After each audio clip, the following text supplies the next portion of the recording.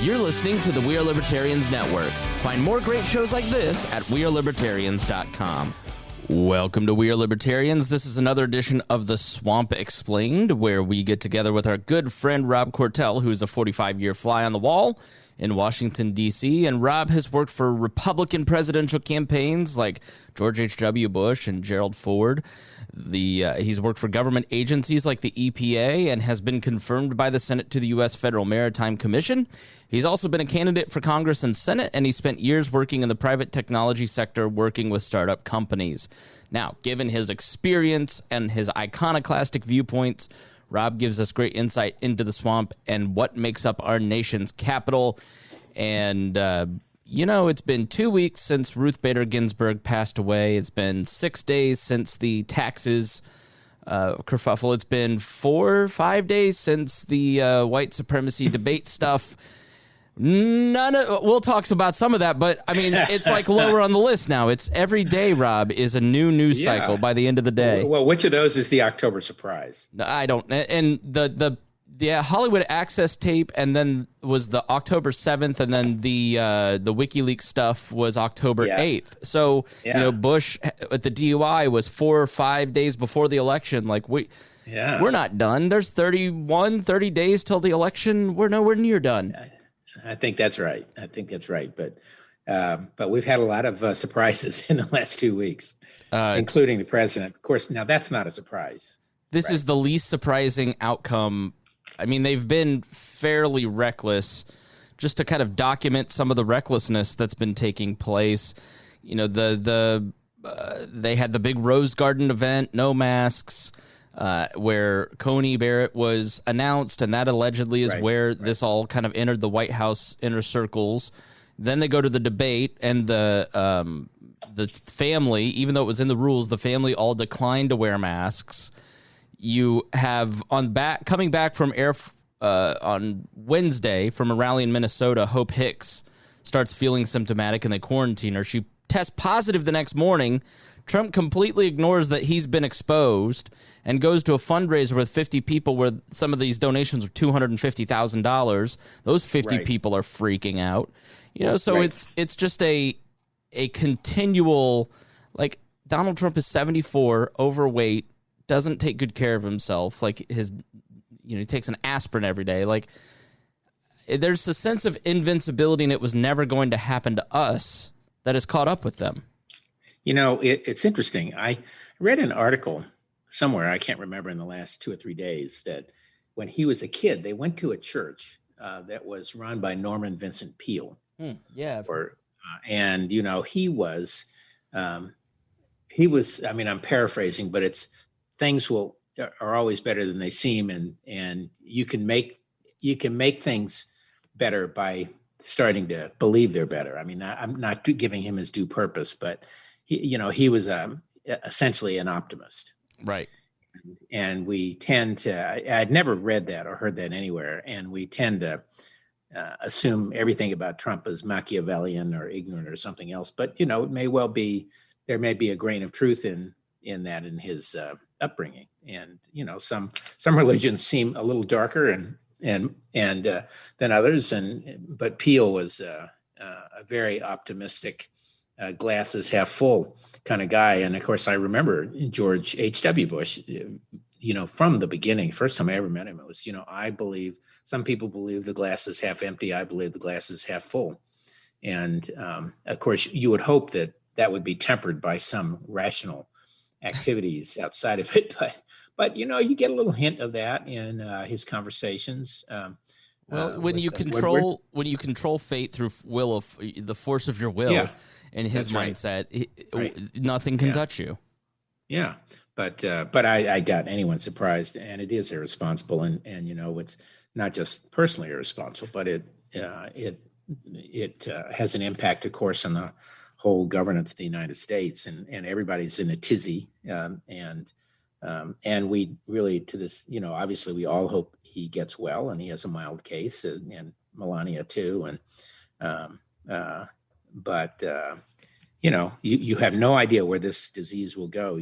Boris Johnson had a fairly early, easy week and did some work first week, and then he just collapsed in a 3-hour period, and they ended up, in the hospital, sort of a near-death experience. And so let's just hope that doesn't happen with the president. So anyway, it's the cytokine storm comes in, and your immune system starts attacking that, right. and it starts to build and build. Overreaction. And overreaction, and that overreaction from your immune system can start to attack your heart, your lungs. Then you have the oxygen depletion, and the oxygen depletes from your other organs. So that's why there's 95% comorbidities. But unlike other Americans, he gets remdesivir, and he gets a cocktail made by one of the major pharmaceutical companies of antibodies. 300 people have had that test, that cocktail. That cocktail, yeah. Right. And Regeneron, which, by the way, is a terrific company. They, the guy who's been on the news, they're one of their two founders. We know, not personally incredibly well, but we do know well enough from, he used to be, his company now sponsors what used to be the Westinghouse Science Fair. And my wife serves on the board of the company that runs that, or did serve on it. And they're just a great sponsor. And, the science fair, they give out like $250,000 to the number one high school student winner. And then they give out 150, and then several 100s, and then a bunch of 50s. I mean, it's an incredibly generous program. But anyway, so Regeneron, which is a very interesting pharma company. And so it's not like he's at the hands of, Yeah, I guess it irritates me. Hydrochloroquine. Yeah, which, boy, is that debate settled, because that's not on his list of treatments. Yeah. When push came to shove, he wasn't prescribed it and is not taking it. I guess. Yeah, but of course, there's a cascade of things that people are talking about here. Well, let me say this. It's frustrating, going back to what we talked about last episode, that Donald Trump is able to have a test and has access to as many tests, and his entire team has, and it's very hard. And I've not talked about it on the show, but like I was told by an IU telehealth nurse in April that I likely had it based on my symptoms, and I can tell you that I wasn't able at the time to get a test. It was $900, and I would have loved to have the ability to have testing every day, but they failed at it. And, he has access to it, and they haven't been doing that. Why did it take so long for them to really catch up with this stuff? Well, the more irresponsible part is that they knew Hope Hicks had it, and yet he went ahead and did the other fundraisers. Which is what really chaps people's behinds, because it's the lack of sympathy, it's the lack of responsibility, it's the lack of care and concern for other people. And so when this hits, I heard one guy on CNN who is a voter in Wisconsin say, I don't want him to die, but I sure hope he learns a lesson. And they're going to still vote for him. Right. No, totally. I don't, if this changes the election one jot, it will be to help him. Yeah. Obviously they're going to probably have to miss the next presidential debate. I guess the vice presidential debate is next Wednesday, this coming Wednesday. And so that'll be quite something to see. And both of them have tested negative, but it's a great example of the swamp in motion, though, all around this. There are discussions about, well, what if he gets sick and can't, what if he goes into, much sicker, and how does that translate into power? And then if he all of that kind of stuff. And then, of course, if he had to drop out, they're already talking about what are the rules of the Republican Party and the states. And so it is a cascade of big questions. And, of course, all of them are focused on him.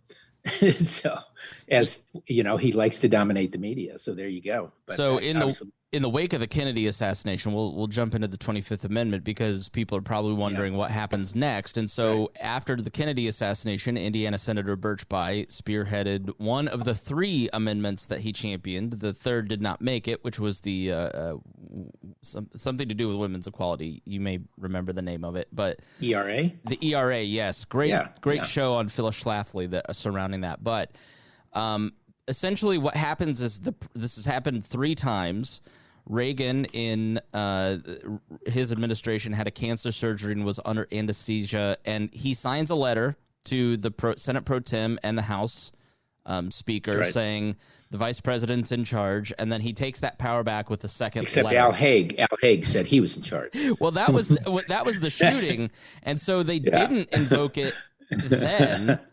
And you may fill people in because 81 keeps coming up, and I was born in 83. What happened when President Reagan was shot and under anesthesia in 81 and Al Haig? Can you explain that? Well, I think it's probably less dark than everybody. Haig was he was a tough military guy, very authoritarian. He may have been the Supreme Allied Commander or something, or certainly NATO, but and Secretary of State and this and that. And he was Chief of Staff. And when Reagan was rushed to the hospital, of course, everybody's asking questions about what's going on. And he stands up in front of the camera and says, "I am in charge here." And what he might have meant was, "I'm in charge of the White House staff," but he was not in charge there. And George Bush had a greater sense of propriety, and he never said, "I was in charge" about anything. Mm-hmm. And he kind of went about the business until Reagan went under surgery, and he signed the letter, and the power was shifted in theory anyway to George H.W. Bush, who would I'm sure the nuclear football was shifted over too at the same time, and as soon as Reagan came out, that was shifted back, and Bush never said I was in charge at all. Wasn't he like somewhere on a vacation? Wasn't he somewhere on a vacation or something? He was not readily available or not in DC, and that's why Haig. He may have been at Kennebunkport. Yeah, and that's who's in charge right now, and I'm in charge. Yeah. So I don't think Haig was quite as nefarious as he's been given credit for, or criticized for. But it was a powerful moment, and it forever tarred his image, And I'm sure Reagan didn't much like it either, when he came out of everything. So, yeah. But that was a very good case of the 25th Amendment working, and I know, seems to me, it's been used several times since. I think I can't remember whether it was. I think Bush 41 may have had some medical operation. I can't remember now, but it's been used since. Bush had 2 colonoscopies and transferred it. That's right. And that's so right. Now W had him. Yeah. Here's the thing. So now Reagan, the Bushes, Clinton, Obama, if they're under anesthesia, they're in this situation, they're probably drawing up the letter. Let's be prepared. Let's go through all these eventualities. I don't think there's anybody that expects Donald Trump to sign that letter or understand what that letter means. And, right. And Pence, is he going to be willing, let's say the president, like Boris Johnson, is, on a ventilator and unable to perform his duties for a week or two? Is Mike Pence going to make a move with the rest of the cabinet? Because if the president doesn't, the cabinet and the vice president can sign the letter to the Congress. Is Mike Pence, all of a sudden Trump comes back and then he feels the fury of usurping his power. Donald Trump is not the type of person who is willing to clearly, after talking about deleveraging your belief in your ballot, he's not the type of guy just to willingly hand over power. So I wonder how that plays out. Have you thought about, Pence? Does he have the guts? What happens? Well, there are a couple different things here. There's the part where if the president willingly transfers it, and then there's the part where he unwillingly transfers it, and then either because he is incapacitated sufficiently that he can't make the decision, or if the cabinet chooses to decide that he is unable to execute the office. So there are 3 parts to the amendment. One is sort of the succession. So if the president, if the cabinet, basically the vice president and eight of the secretaries put it in writing, the president is unable to execute the office and send that to the Speaker of the House or the President pro tem, which is on the Senate side, then the vice president immediately takes on the president's powers, but he becomes acting president. So the elected president hasn't lost office yet or anything like that. But he can then come back and say, the president can say, I'm able to take it over. And he sends a letter to the House and to the Senate saying that I'm not unable to perform my duties. And once that is, then they get their power back in 4 days, unless that, the vice president and the 8 cabinet officers say again that he is not able. So there's a time. And if that happens, then the Senate has to jump into the deal to settle the dispute. So right, a number of contingencies. It's sort of a complicated amendment, and it would be hard to imagine. But think about, there was this whole conversation early on in the Trump administration about so many of the cabinet secretaries and others were just appalled and shocked, and was there going to be a palace coup? And of course there was not. But had there been, they would have used this as a vehicle for the coup. We talked about the 25th Amendment and his mental fitness at the time. I wonder if, like, a Chad Wolf, who's an acting secretary, would they count? Would that, because no, he would not, because I'm sure I can't imagine that he would be considered. And if it's 8, that means it must be 2/3 plus 1 of the cabinet. So. Yeah, this secession stuff has come up a lot because, in the forthcoming episode that we're going to do talking about the Bart Gellman and the Atlantic article, one of the scenarios is, can the Republicans throw this into chaos to the point that they go past the deadline that's set in the constitutional amendments for the electors, and then all of a sudden you end up with a scenario in January where Nancy Pelosi's the president. Well, you could. Yeah, it's really crazy. Well, and back, in sort of the thematically the swamp, there's a whole lot of activity going around all of these threads of governance. So I think most people probably don't know that if it does go to the House, that if the electors can't agree, that, you have an election. Each state has a number of electors based on population and a number of congressional seats and Senate seats and all that, and blah, blah, blah.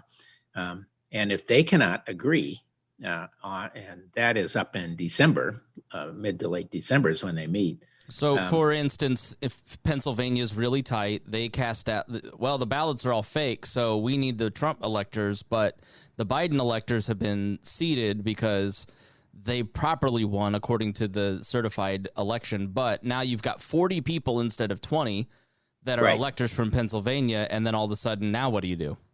Well, and then probably, and I don't know for sure, but I wouldn't be surprised if the other electors get to decide who gets seated, not unlike the Congress can do something similar.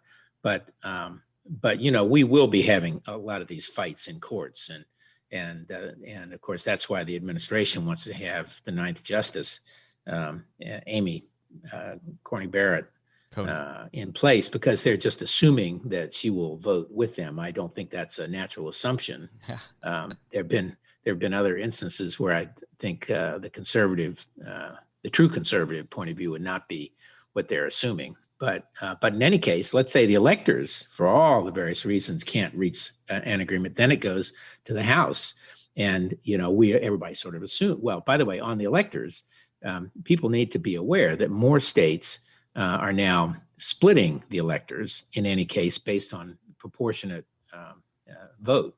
So there are a couple states that if the president gets 3 of the congressional seats and Biden gets 2, they're going to split the electors proportionately to reflect that. That's not in the Constitution, but the states are all able under the Constitution to pick electors their own way. And that's where this is going to go to state courts first, in the instance you talked about with Pennsylvania. But again, if it goes to the House, everybody may assume that it's proportionate by, per congressman, everyone gets a vote. But that is not the way it works. It is every state gets 1 vote. And so you have to take the whole of the delegation. And if the delegation is, more Democrats and Republicans, they're obviously good. Their 1 vote's going to go for Biden and vice versa. And right now, despite the fact that Republicans are in minority, they control more state delegations. So in this category, the swamp, and everybody, all these creatures doing their own thing, there's a whole separate thread of people out there who are working very hard, particularly on the Democratic side, to make sure they can tip over enough state delegations that they would win in the event of it going to the House. So this is very complicated, and this is a great example of, the swamp at work in ways that most people never see. The gap between what we think government is and how it operates, because we watch television, we read, blogs, really people just kind of glean from their social media what's going on.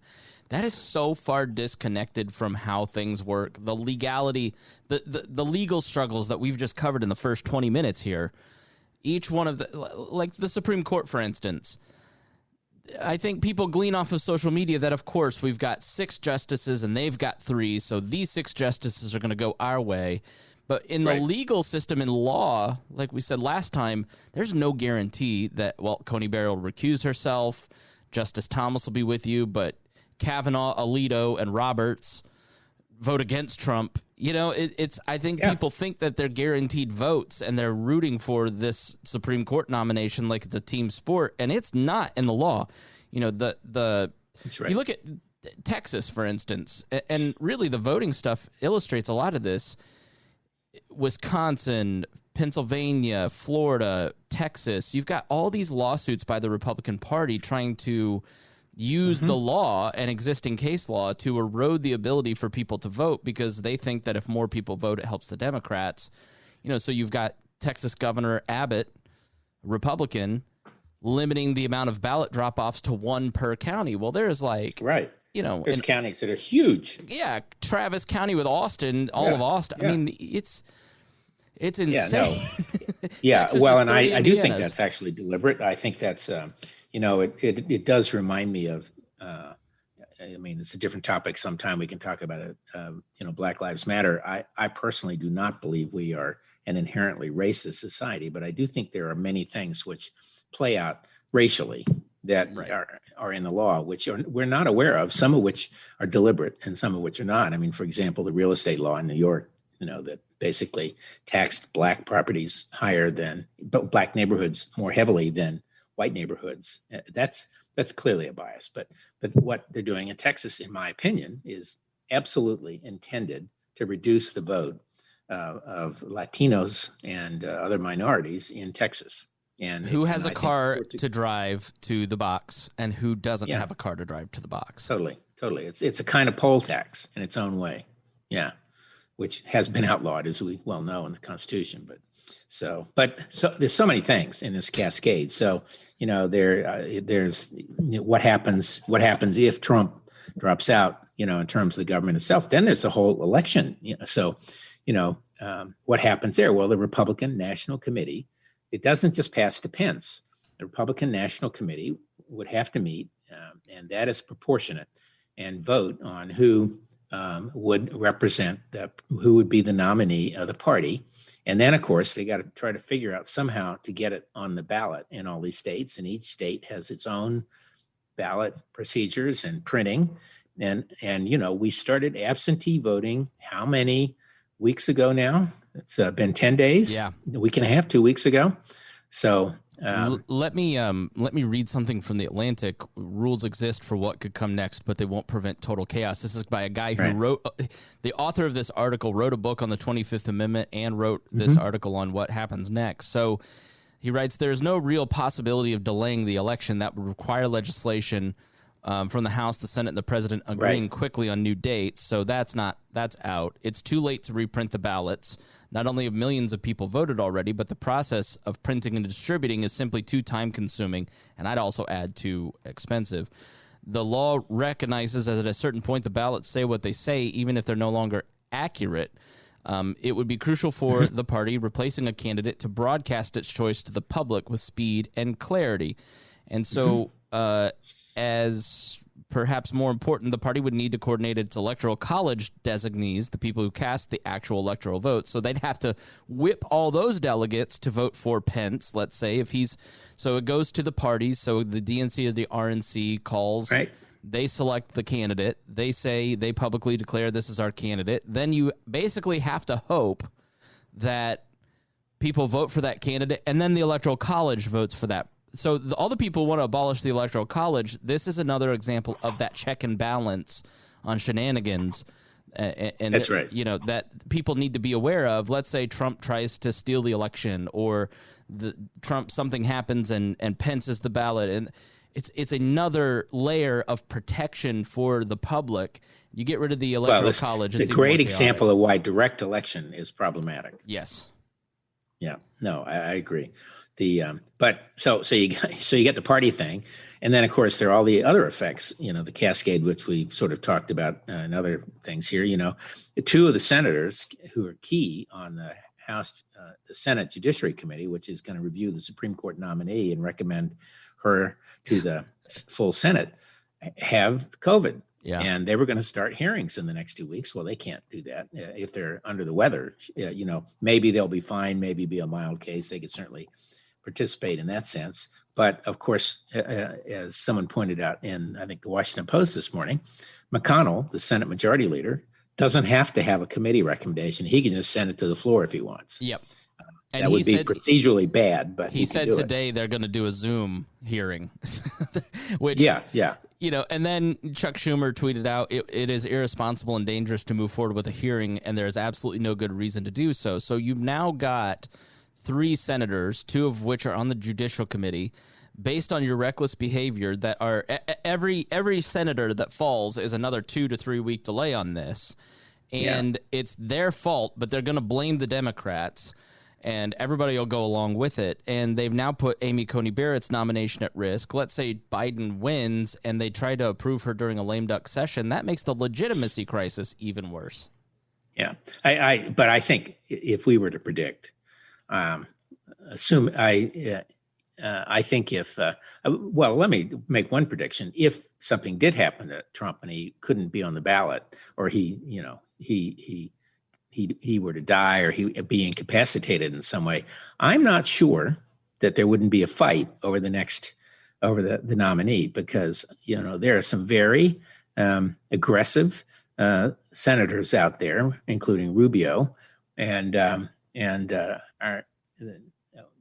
what's his name from Texas, Ted Cruz, Cruz, and a couple others, but those two would be fighting it out. Yeah. So, question is going to be who's the most Trumpian. That would probably be Cruz, I guess. But yeah, but there would be. I think it'd be a fight. But in any case, assuming it isn't, I think the reality is the election is going to go ahead. I think that Barrett will be approved.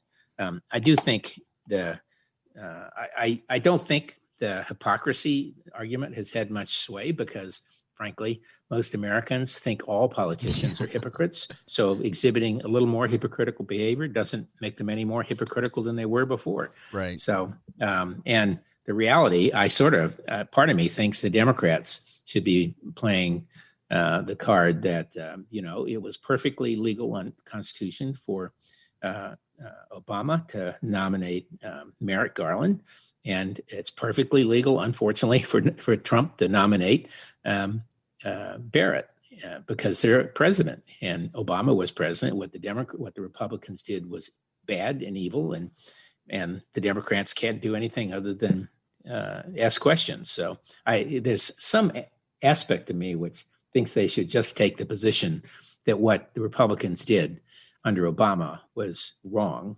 and it's not so wrong for Trump, because he does have that right.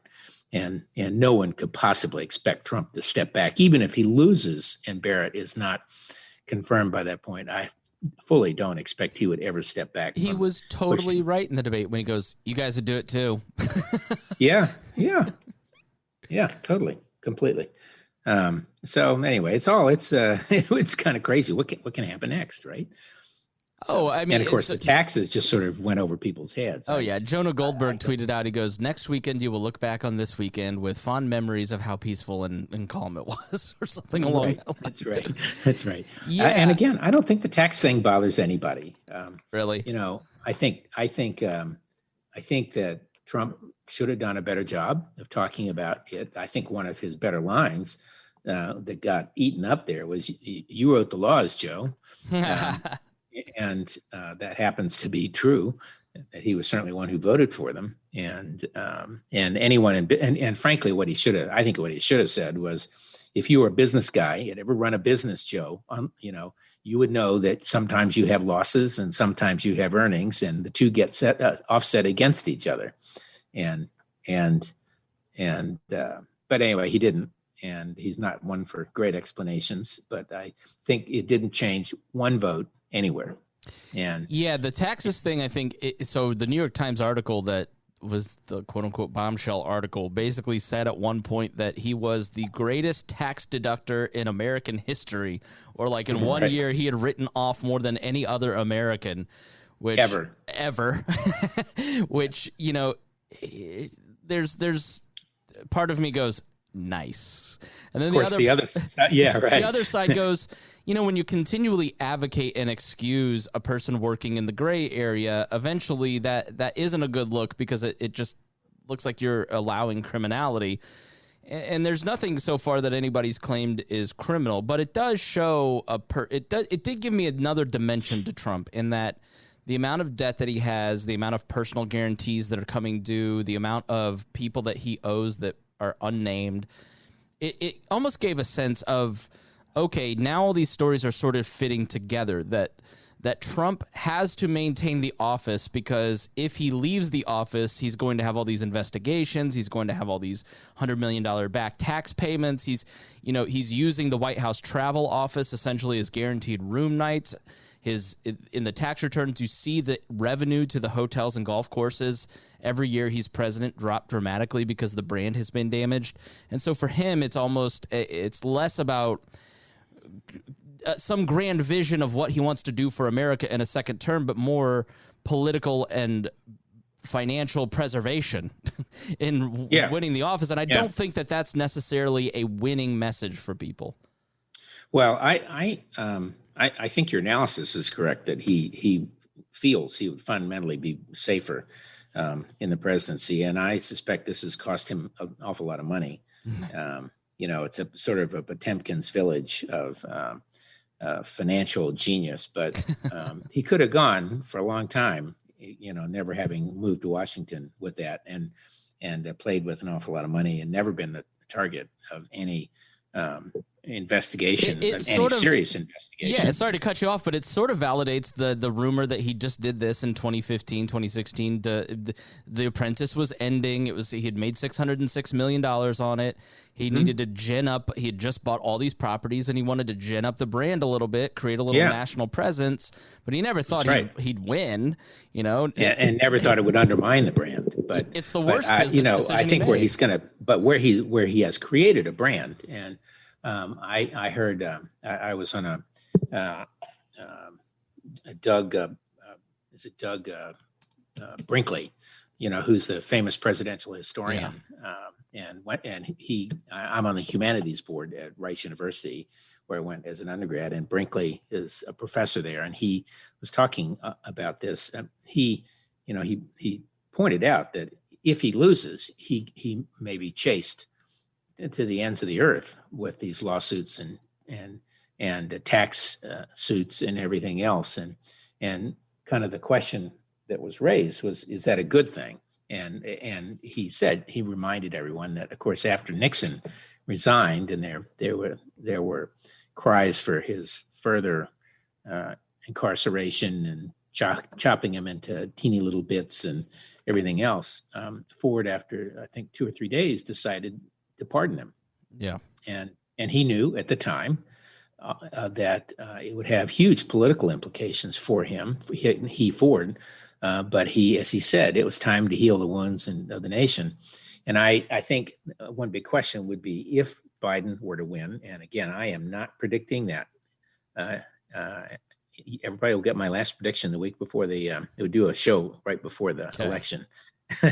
But I think he will be faced with exactly the same issue. And it's, people like the House members who chased him through the impeachment, they're still desperate for their pound of flesh. And And, maybe they should get it, but I do not think that will help heal the country in any way. I don't expect the country to be healed, but I think Biden will be trying to reach out to the 45 or 7% of the voters who voted for Trump, because if he doesn't, it's not going to tamp things down. Well, if Joe Biden is reportedly not running for a second term and is already a lame duck president, and he's likely not to get much done politically, if it is true that not prosecuting Donald Trump, and I tend to think that, yes, giving him blanket immunity as Ford did to Nixon is probably the right move historically, but in the moment, not good politically, because Biden's already going to be weak president. He's going to be attacked by the left, sort of like Carter was, I believe, where it's just he may be the sacrificial lamb in a lot of respects. I mean, so I could see him doing it on those grounds. Yeah. Yeah. Well, I think he wouldn't want the news not to be dominated by Donald Trump for the next 4 years. And that's exactly what would happen. And I think the other thing that Brinkley predicted, that if he lost, he would, particularly if something like that happened, he would fade away into history as the worst president, in modern times. And I do not think so. I think that he will lead a political party and a new party, and I would not be surprised if Donald Jr. or Ivanka was on the ballot in 2024 for president. So I think we have not seen the last of Trump. And fortunately, I don't think Donald Jr. is quite as smart as his dad. Well, you remember the famous, somebody was comparing and contrasting fatherhood, where Biden's, tearing up about his sons all the time, and then Trump, when he walks into the delivery room, his mom goes, "Oh, it's a boy, and I want to name him Donald Jr." And his response was, "What if he's a loser?" Yeah, right. That's exactly right. And the Daily did and he sort of was. He was, yeah. And has been. It's he would never have made anything on his own. So he liked to hunt and fish and all that, and he probably would have been happier had he been able to do it. But the Daily podcast did a great breakdown on Don Jr. But yeah, I think you're right. The Trumpism, it will be around for a generation. It's not going back into the bottle. I think there's, will Trump run again if he loses?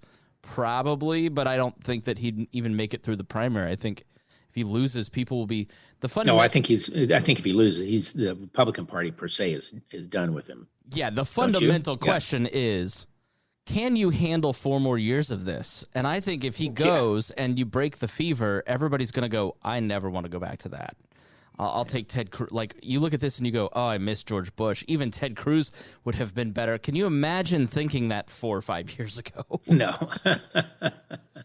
Well, no, I think it's contemplating 4 more years is pretty awful. But as I think we touched on last time, I do think that and Brinkley did this masterful job, and his books are wonderful about the presidency. He wrote a great one about Cronkite. He wrote a terrific one about going to the moon.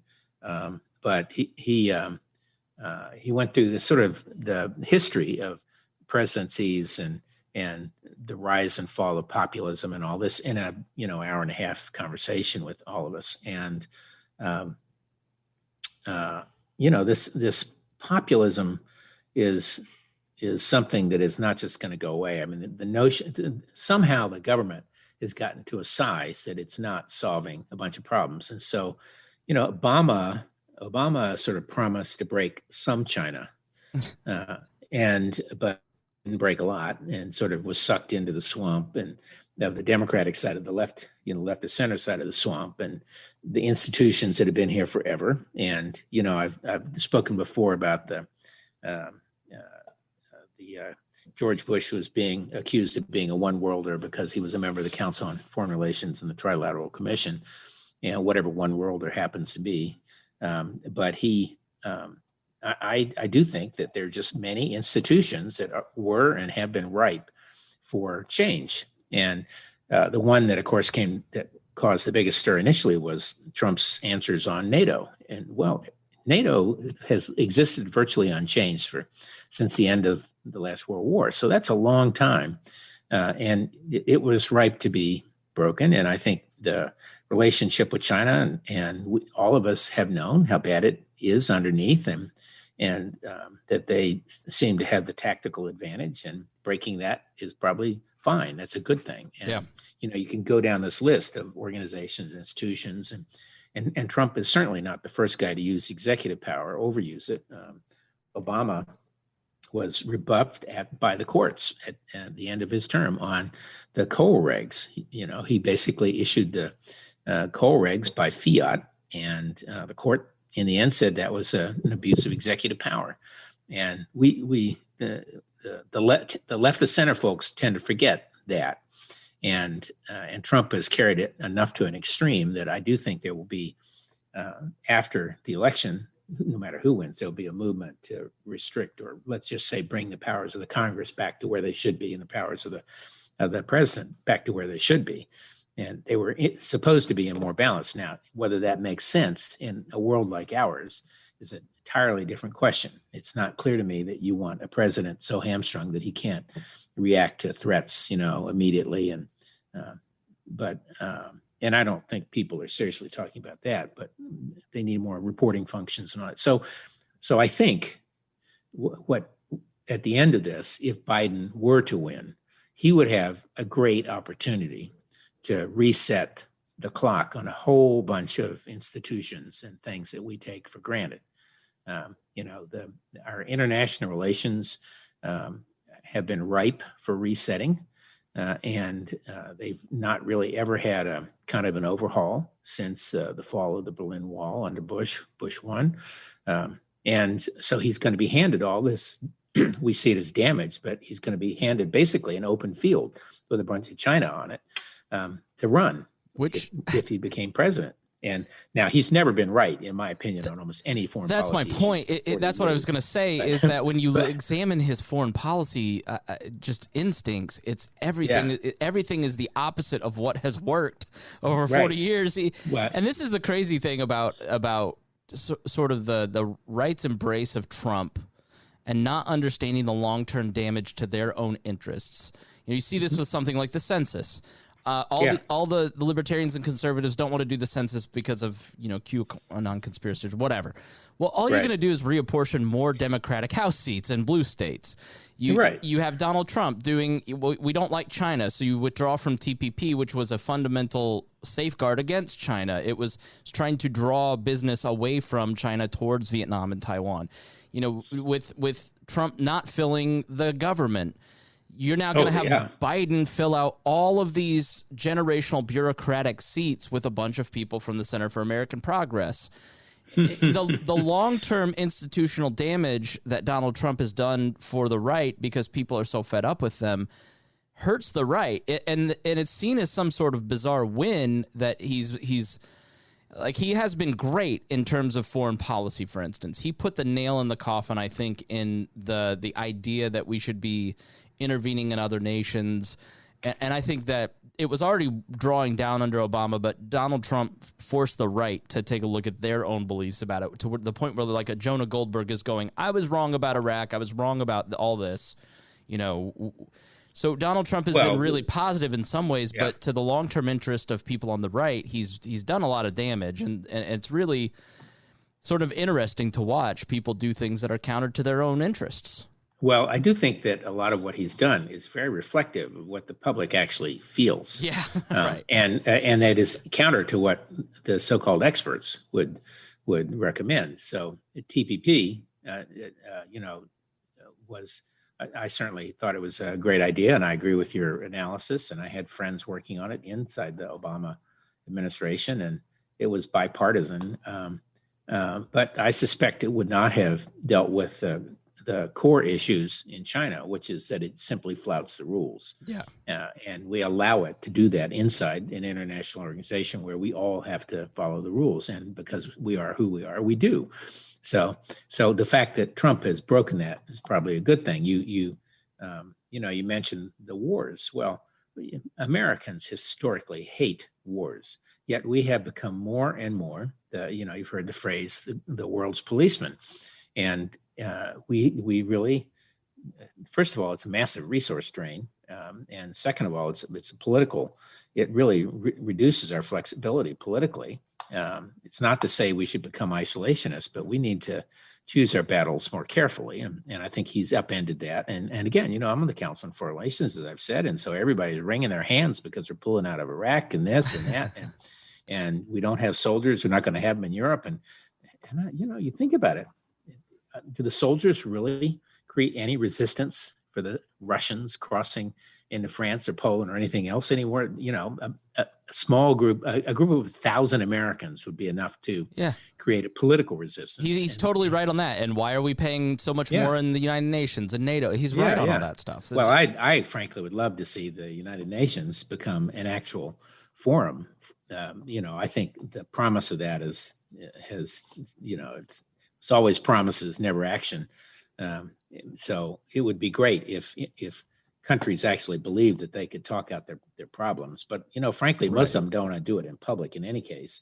And that's what the UN is. Well, yeah. So he's been good and bad on a lot of this stuff. But that's right. Things like beating up on our allies, for instance, as he's weakened a lot of different allyships and strengthened the hand of the Chinese and Russians. You look at a potential where a president is incapacitated, or we have a crisis of our elections. Like, that's game on for Iran, for North Korea, for China, for Russia. That's not necessarily good for America's interests. So it's good and it's bad. But Donald Trump has some characteristics that I think are great. And it's his lack of, he just doesn't care, right? He just doesn't, frankly. But I do think it's an expression of popular will, though. Yes, he does. He identified issues that people care about. That's where the conflict comes when you read the New York Times or the Wall Street, less so the Wall Street Journal, but the New York Times, the Washington Post, or any of the major newspapers. They're representative of a societal point of view that his supporters are challenging, and it's not they're not necessarily wrong for challenging. I mean, the question you really have is, what do you put in its place ultimately? He's got an incredible threshold for pain that most politicians wouldn't, and he wouldn't have been able to break a lot of those foreign policy problems if he didn't have that instinct. You know, and that's right. I think has been, you're never going to get a Ted Cruz or really any other politician that could have done that. Now it's been done. Do we need it to continue before he changes his mind? And yes, we don't need a bull anymore. We need somebody who's a repair person. Right. Yeah. So. We should talk about the debate. I mean, I won't use the phrase "who won," but I think Trump lost it and Biden didn't win it. What were your impressions? Well, what was it? One of the commentators, the woman said it was a shit show right on the air.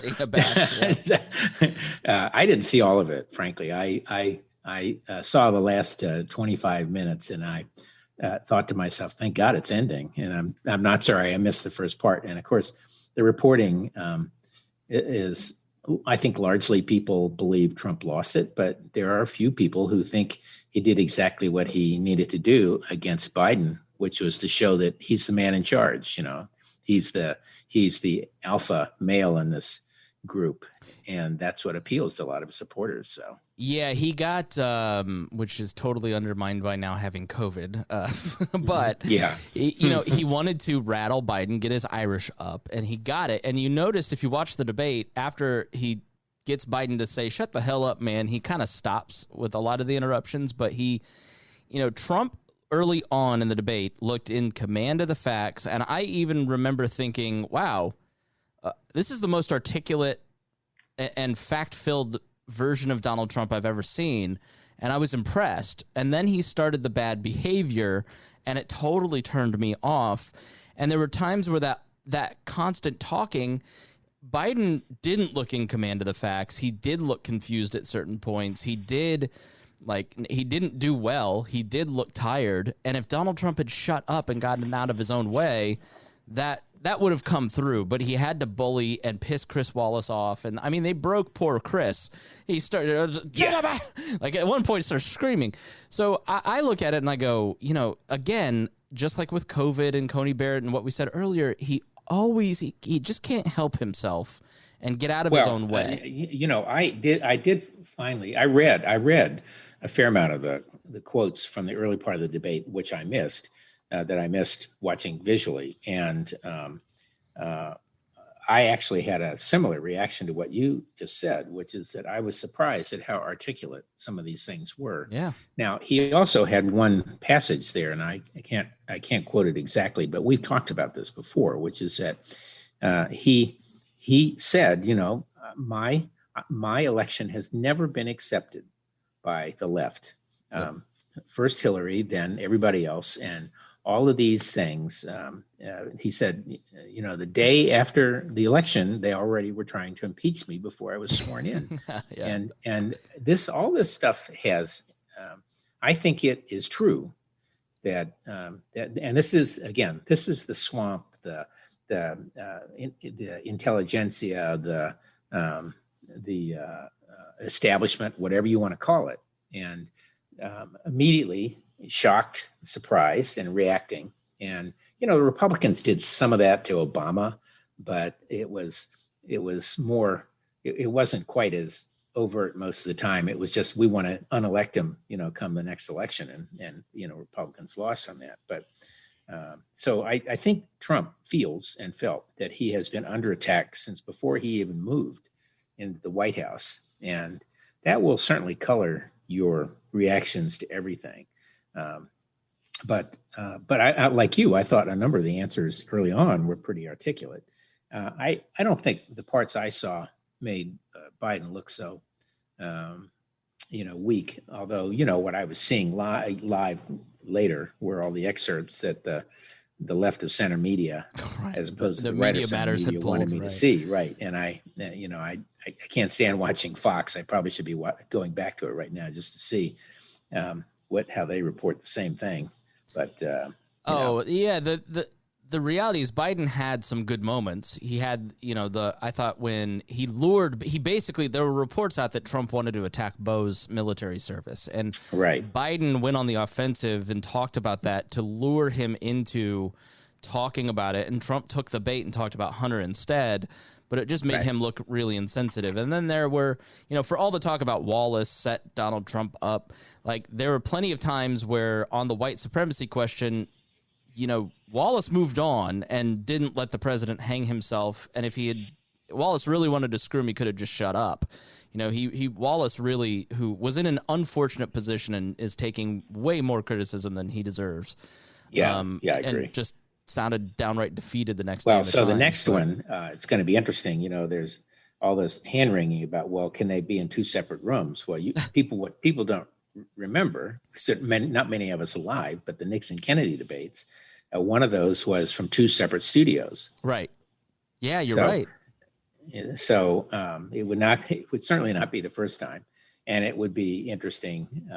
It would be interesting TV. And it would certainly be easier to control. Yeah, I guess you'd have to have a split screen and be easier to shut somebody up. But I think turning off mics is going to be a very dangerous kind of thing. That's a terrible idea. People to do. Terrible idea. I mean, we'd love it, but I think it's a bad idea. It will just this C-SPAN guy who's doing it. I don't know how he got this, but he's pictures with Biden sharing anti-Trump, David Brooks articles. So the reality is you don't want that mic being muted, because then it just opens you up to bias or whatever organization is putting on the debates. And so it's terribly fraught with danger. And then, I think people should see, if this is ugly, this is because this is what you've chosen as an American voting population. Yeah. Look at your ugliness. See what you've produced. But if I were on either one of these teams, I'm saying no more debates. I'm using the COVID thing to get out of the debate if I'm Trump, because there'll just be another white supremacy moment, which was horrifying and ugly. And then there'll be, Biden or Trump will figure it out and shut up and let Biden look weak and frail. And if I'm on either one of these teams, I'm just saying, let's move on people, it didn't. 95% of people who watched this debate said it didn't make up their mind. Like these aren't effective. They don't work. Yeah, I agree. I'm just, yes, I agree with you completely. I was thinking about, by the way, one of the, I don't know if you've been, if you read political books, but there's a new book out on Jim Baker. He's sort of like the ultimate manipulator of the swamp. And I can't remember. It's by Peter Baker and Susan Glasser, and neither one of them is related. He's not related to Jim Baker, but he's a journalist, and she is too, two different organizations. And I guess she's at the New Yorker, and he's at the New York Times. But it's about how a guy can come into what's essentially the swamp in a sort of a lesser position and learn to manage it and control it. And his personality is like that, and he's that kind of person. But he also believed that the purpose of politics was to actually do something. So he was willing to compromise and move things along bit by bit by bit. And there's some people who I think, I can't remember if it was Susan Rice or somebody was highly critical of him, saying, well, he should have done something about this and this, rather than looking at all the things that he did accomplish in that period of time. But that would be worth people reading. It's called, what is the name of it? It is The Man Who Ran Washington. Yeah, he was James Baker. What titles did he hold? He was basically he was Reagan needed him. Yeah, chief of staff to Reagan, and Reagan was like, I need somebody to help. Reagan was an outsider and didn't know Washington, and Baker was the guy who helped get the insiders. Excuse me. What else? He had to. He had to create a deal with Reagan's guys, none of whom had any experience running anything. So Baker had run. He'd been a minor official at Department of Commerce before Reagan, and then he was George H.W. Bush's campaign manager, and then later it was a joint chiefs of staff. And then it became, I can't remember, I guess he was Secretary of Treasury, Secretary of State, he was Secretary of State under George H.W. Bush when he became president, and just kind of a good all-around guy. I mean, watching him run meetings, there might be 25 people in the room, and he'd say, okay, I only want 10. And he'd kick everybody else out. Really? And yeah, because he wanted that. He didn't want to have to. He's very good at listening, but also very good at commanding. So, but the whole point, it was the art of power, and it was the art of recognizing the various rivers and parts of the swamp, and he just knew how to do it, and he really learned it. Yeah, I assume you worked with him in '79. Did you know? Oh yeah. And in fact, I'm mentioned in his book. Really? In the Ford campaign, yeah. In the Ford campaign, he was a campaign manager there, and I was head of what was called the answer desk, which was the equivalent of an issue operation. I think I've talked about it before. If you're in the campaign for an incumbent president, you really don't make policy. What you do is you make politics. You take whatever their positions are, you try to meld them into some coherent political message. So later, when I was in a similar position with George H.W. Bush when he ran against Reagan, I actually was writing policy papers and pulling the experts together on that. But so Jim was the head of the Ford campaign, did a masterful job, was a master manipulator and deal maker. Getting those last votes in the convention was really tough, and we all breathed a sigh of relief that he was in charge. Well, we've come to the end, and we cannot leave without talking about food. So I don't know food. if you've been to D.C., but what is happening in your world? Food. I was in D.C. last week. One of the nice things I've talked about down here on the island on the Chesapeake Bay is fresh crabs and fish and all that. So we pulled in the crab pots yesterday. It was the end of the crab season. Lots of big male crabs, but also lots of females, which is a good sign for next year. And you throw the females back, of course. And then we've started to catch how can you tell the difference? Lipstick or what? Well, yeah, lipstick. Well, actually, that's not so off. The females have bright red claws at this time of year. Okay. And there's I hate to tell you, their parts, their organs are so that the males look sort of like the Washington Monument, and the females looks like the Capitol Dome. Okay.